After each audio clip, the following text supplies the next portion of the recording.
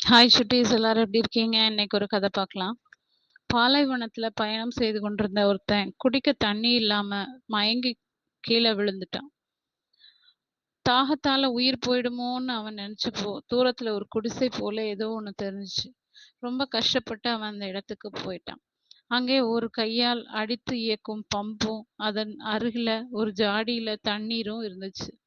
ஒரு அட்டையில யாரோ எழுதி வச்சிருந்தாங்க. ஜாடியில் உள்ள தண்ணீரை அந்த பம்பு செட்ல ஊற்றி அடித்தா தண்ணீர் வரும். குடிச்சிட்டு மறுபடியும் ஜாடியில தண்ணீரை நிரப்பி வச்சுட்டு போங்கன்னு. அந்த பம்பும் ரொம்ப பழையதா இருந்துச்சு. அது இயங்குமோ தண்ணீர் வருமா அப்படிங்கிற சந்தேகமா இருந்துச்சு. அது இயங்காம போச்சுன்னா அந்த தண்ணீர் வீணாயிருமே. அதற்கு பதிலா அந்த தண்ணீரை குடிச்சிட்டோம்னா தாகமும் தனியும், உயிர் பிழைக்கிறதுக்கு உத்தரவாதமாவும் இருக்கும். அவன் யோசிச்சான்.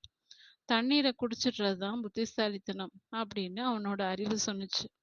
ஒருவேளை அதுல எழுதி வச்சிருக்கிறது போல இந்த பம்ப் இயங்குவதற்காக இருந்து அந்த இயங்க தேவையான அந்த தண்ணீரை நம்ம குடிச்சிட்டோம்னா இனி நம்மளை போல தாகத்தோட வர்றவங்களுக்கு அது பயன்படாம போகத்தானே காரணமாயிருவோம் அப்படின்னு மனசாட்சி எச்சரிச்சது.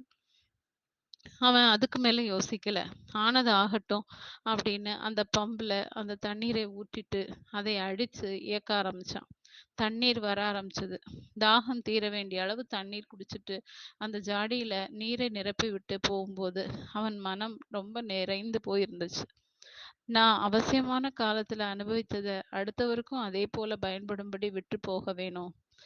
எந்த நன்மையும் நம்மளோட நின்னு போயிடக்கூடாது அப்படின்னு நினைச்சான். இதுல இருந்து என்ன தெரியுது? நேர்மறை எண்ணம் உள்ள உங்கள வந்து வாழ வைக்கும். எதிர்மறை எண்ணம் உங்கள கண்டிப்பா அழிச்சிரும். ஓகே சுட்டீஸ், இந்த கதை பிடிச்சிருந்தா லைக் பண்ணுங்க, சப்ஸ்கிரைப் பண்ணுங்க, ஃப்ரெண்ட்ஸ் அண்ட் ஃபேமிலிக்கு ஷேர் பண்ணுங்க. கூடவே இந்த பெல் ஐக்கானை கிளிக் பண்ண மறக்காதீங்க. பாய்.